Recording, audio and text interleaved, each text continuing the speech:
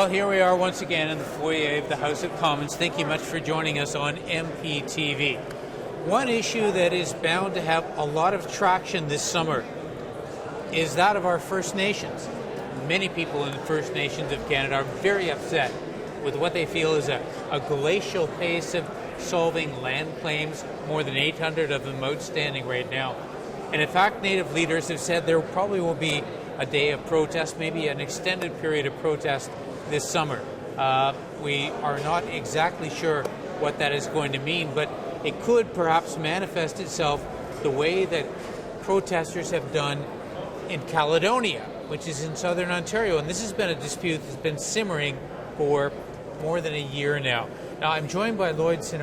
He's the Member of Parliament from Brant. Now, This is very close to the border of your riding, isn't it? I know you're involved with this issue. What did we do wrong? Because this has gone on for a long time, and when I say we as politicians, somehow we got this messed up, didn't we? You're absolutely right, Garth. Caledonia, as it's become known, it's a site, about a 60 or 65 acre site, Douglas Creek Estates, which has been occupied since February 27th of 2006.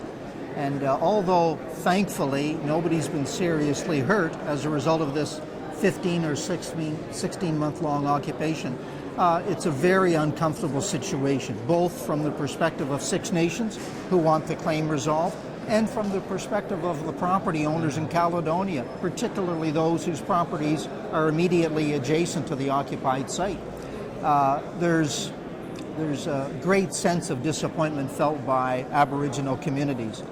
Great sense of disappointment with the killing or the termination of the Kelowna Accord, for instance, which was one of the first things that Mr. Harper decided not to do, not to honor the Kelowna Accord. I'm pleased that at long last, some 16 months later, Minister Prentice has said something about a land claims commission being established in the future. Ideally, that announcement would have been forthcoming 15, 16 months ago. I've actually I've been to the community. Yes. I've met with some people in their homes in the community. Yes.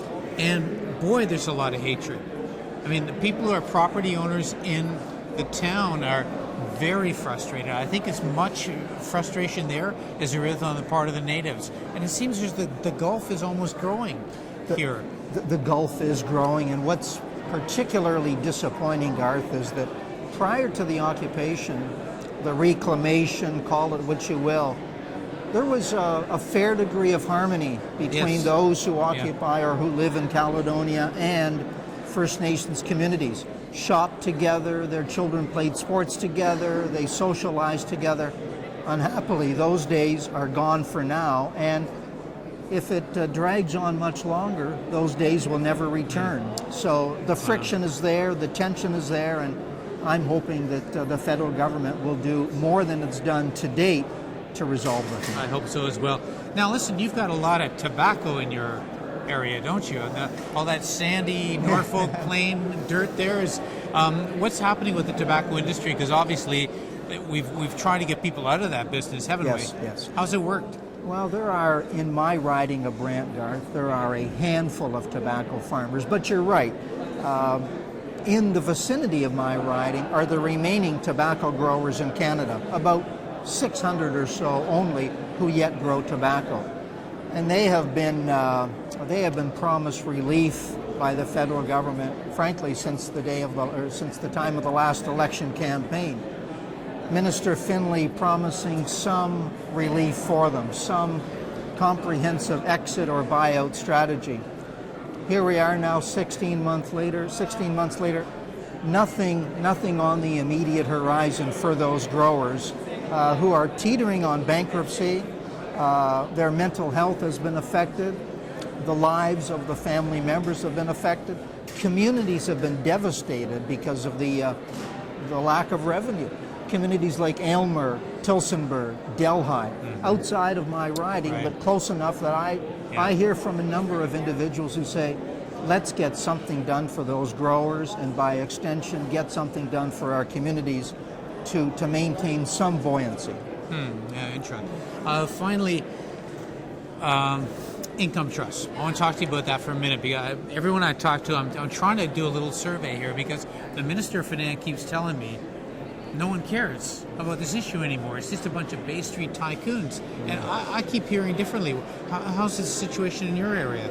He could not be more wrong on that, Garth. I receive at least an email or a contact every day from a disgruntled, very disappointed constituent who relied for sure on Mr. Harper's promise during the last election campaign that if Stephen Harper became the Prime Minister, trust me, folks, income trusts will not be taxed. We will never tax them.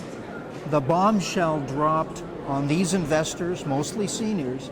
The bombshell dropped by Minister Flaherty on October 31st is having real effect all these months later.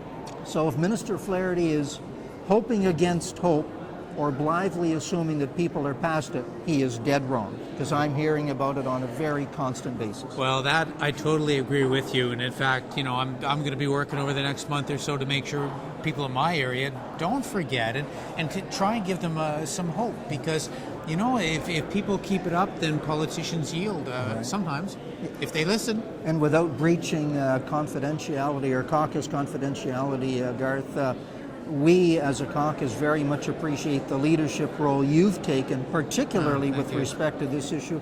You bring a unique perspective and an insight by dint of background to this issue, and you've helped me enormously in Brant, telling individuals that there is a way to deal with trusts fairly, and it's not the way that Minister Flaherty has chosen to do so. Well, hopefully we'll be successful. Hope so too, Garth. All right, pal, thanks. All right, thanks very much, Garth. Thanks Thank for you, watching MPtv. Thank you.